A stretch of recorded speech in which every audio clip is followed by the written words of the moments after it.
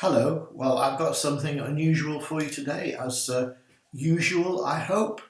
I'm going to change my glasses, I think, and put my sunglasses on for this. You probably noticed that I have fairly blue eyes, blue shirt, and I've got clear eyes. That means in summer, I need my sunglasses. Well, yesterday, as is my practice in the afternoon, I took my dogs out for a walk in the forest because it was windy and I thought I'd take them to the forest. It's nice there, not so much wind. And as I was walking along, now bear in mind, take these off because I can't see you. I can't actually see you, but I can sense you better with the ordinary glasses. Came to the forest, and now when I go walking with my dogs, I'm so used to this, I look for what Veronica and I call bubbles, in other words, divine appointments with people.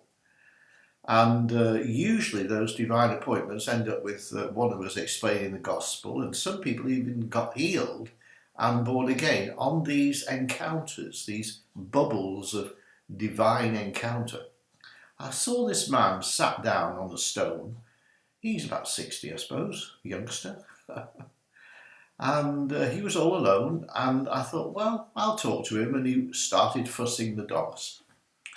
So that was okay, and we started talking, and as we got into the conversation, I steered the conversation round to the fact that I'm a pastor, my wife's a pastor. Oh, really? Yeah. And the conversation went on fairly easily.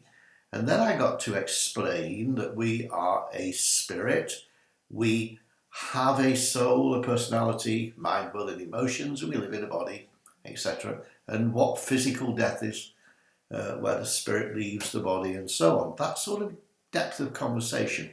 I told him about Nicodemus, how Jesus told Nicodemus that he needed to be born again, born of the spirit, as well as water. And it was a fairly fruitful conversation. And I don't take people's phone numbers. I don't want to be intrusive.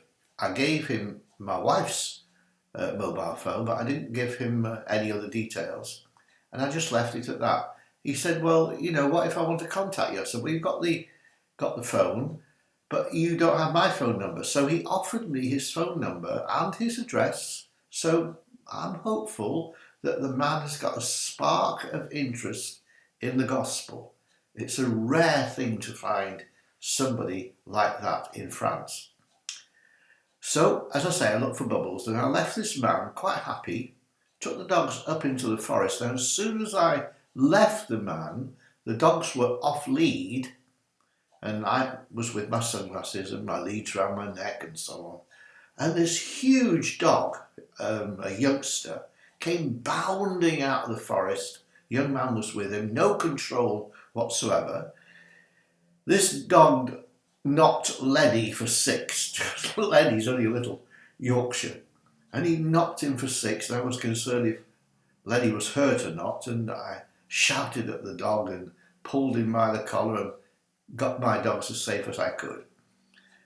And I thought that's typical, just to have a good conversation about the gospel, and then boom, you get hit by an attack.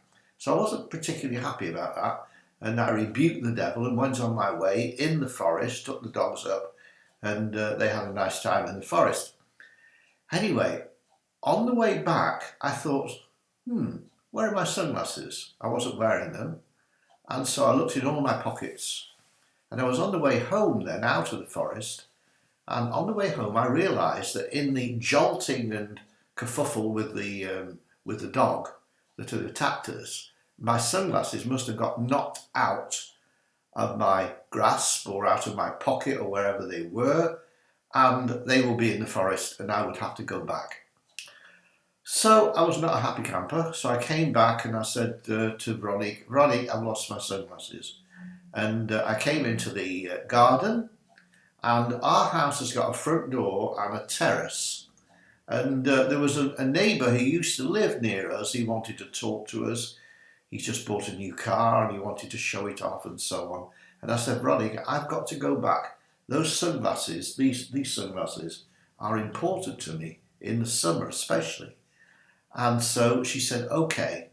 And I came back onto the terrace, and there on the terrace, placed like this, as if they'd been just placed.